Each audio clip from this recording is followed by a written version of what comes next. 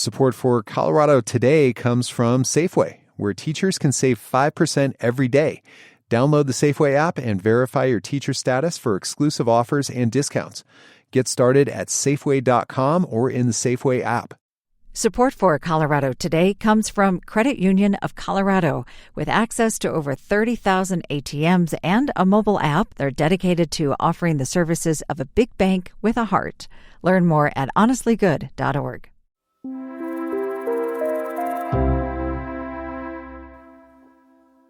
Nothing says late summer like biting into a juicy peach. And there might be no better place to do it than the Palisade Peach Festival this weekend. From food trucks to live music and even a peach eating contest, the town of Palisade promises to put on a proper spectacle worthy of its world-famous fruit. The event runs Friday and Saturday, and tickets start at $10. I'm Arlo Pérez Esquivel.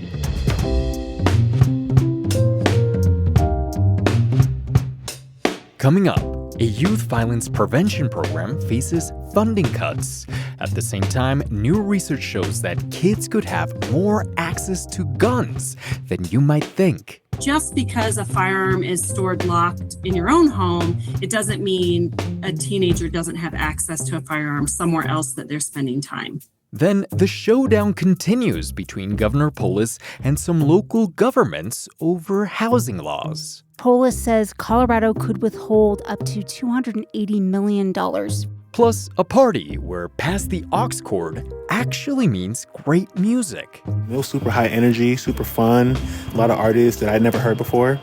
It's Thursday, August 14th. Here's the news in Colorado today. A research center known for using innovative methods to prevent violence is facing funding cuts. Youth violence is a big public health problem, and it's also something that we know from research can be prevented. And so the CDC started this funding stream after Columbine, and the idea was to address the root causes of youth violence and to do that in partnership with community and a university. Beverly Kingston is part of CU Center for the Study and Prevention of Violence, which is now on the chopping block after the Trump administration proposed funding cuts to the CDC. One of the programs they started, the Youth Violence Prevention Center in Denver, led to promising results. In Northeast Park Hill, during the time of the study period, we were looking at rates of youth arrests for youth violence, and we saw a 75% reduction in arrests between the period of 2016 and 2021. And what we found in the study is that that was related to the programming that we did with the intervention. The potential funding loss comes at a critical time for youth violence research. CU Anschutz recently found that kids might have more access to firearms than you think. Just because a firearm is stored locked in your own home, it doesn't mean a teenager doesn't have access to a firearm somewhere else that they're spending time. Dr. Erin Wright Kelly is the lead author of the study that gathered the responses of 60,000 students across Colorado. And we found that over half of those young people said that they could access that handgun within their own home. But even beyond that, they were also saying that they could pretty extensively access firearms outside of their homes. According to the study, students said that they could get firearms from family members, from friends, stealing one, trading for one, and even in ways beyond what the survey asked. One thing that we want to ask next is whether or not that could be related to online or social media access in the future as well. So that's one immediate step we want to take to try to explore that a bit further. It's important to note that this study only measured the students' perception of their ability to obtain a gun, not their real-world access. Still, Dr. Ashley Brooks Russell, the director of the Injury and Violence Prevention Center, said this should be a jumping-off point for more research and, critically, for a conversation between parents and their children. This topic is really no different than these other aspects of teenage life we try to keep them safe from. And what we're really worried about is these moments of crisis that are sometimes hard to predict or fully appreciate what the consequences could be. And while this conversation might be uncomfortable, there's an important reason to have it. The number of kids getting killed by guns is on the rise. To help start the conversation, you can hear the stories from people most impacted by youth gun violence in Systemic, our latest documentary podcast, which is just out this week. The day I first held a firearm, I remember that first feeling. It was like, you're powerful, nobody can stop you. I'm gonna be the big guy now. Right now, dealing with a situation with my 18-year-old, he was riding around with another young man, and a shooting happens. I hate talking about this. This is the worst. He had just blossomed into an amazing kid, was going to college, football scholarship, just had his whole life ahead of him, and it was at this party, a young man who was probably the same size as the AK-47 that he shot Davari with. This was a little boy, shot and killed him. That was CPR's Systemic. You can find it in our show notes.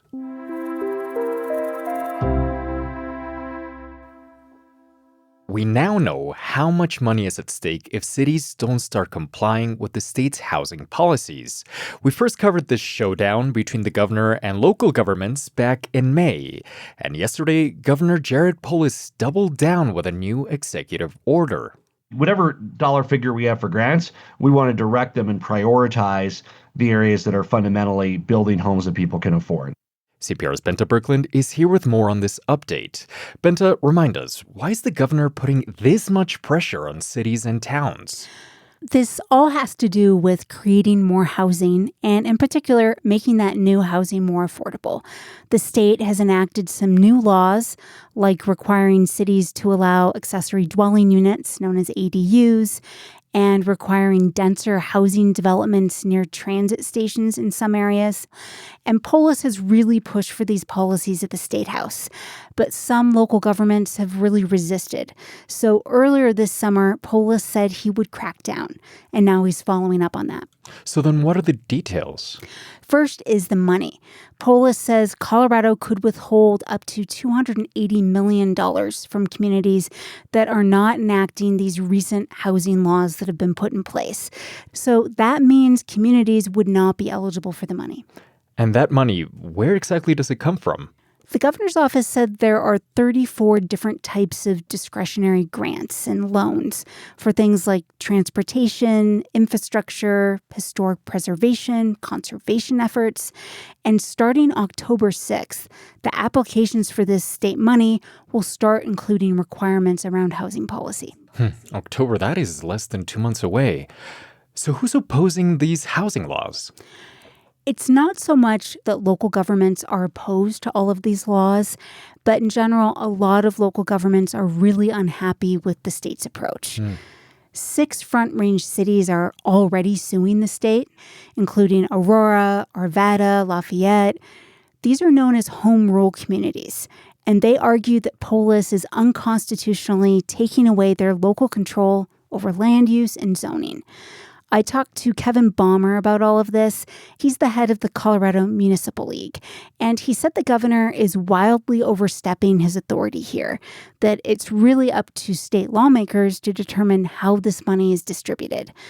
Baumer said a lot of cities actually agree with what Polis is trying to do.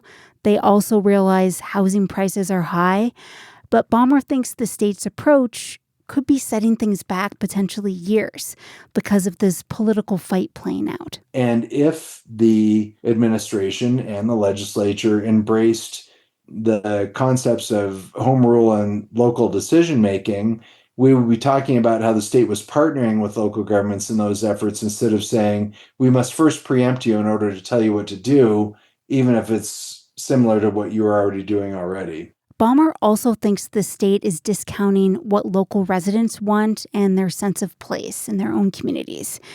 Some people who are opposed to the state's strategy have also compared Polis to President Trump and say he's trying to tie funding to his own personal priorities and punishing those who don't go along with what he wants. That's a comparison I'm sure he's not too flattered about. Right.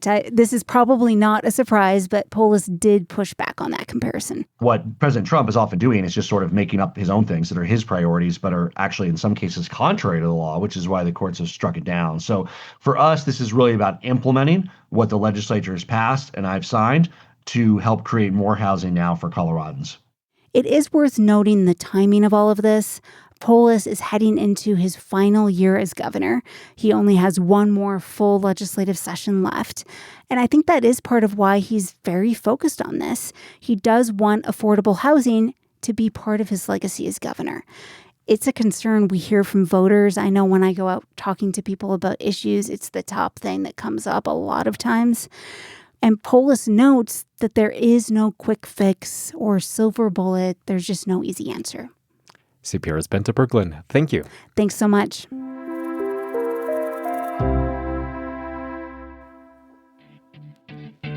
Look,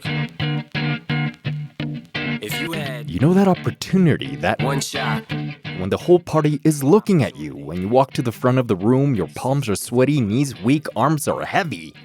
So you size up this speaker system and plug in the aux cable into your phone. We're gonna start with TSF Baby. Make some noise for TSF Baby. That was the scene at Denver's second annual Aux Wars. That is aux like the cable, as in AUX. 16 rappers got the chance to plug in and hit play on one of their own songs for 90 seconds. Okay.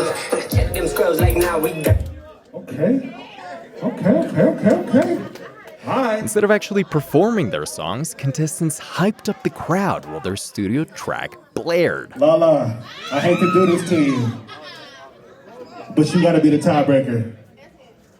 TSF Baby? We got a lot of culture just seeping through, and there's not really platforms for them. Lala is a DJ for KS 107.5 and was one of the judges at last week's competition. Yeah, it definitely strengthens the community for sure. DNA Picasso, a staple in Colorado's rap scene, hosted Aux Wars alongside fellow local artists Trev Rich and Ranstees. It was super high energy, super fun. A lot of artists that I'd never heard before.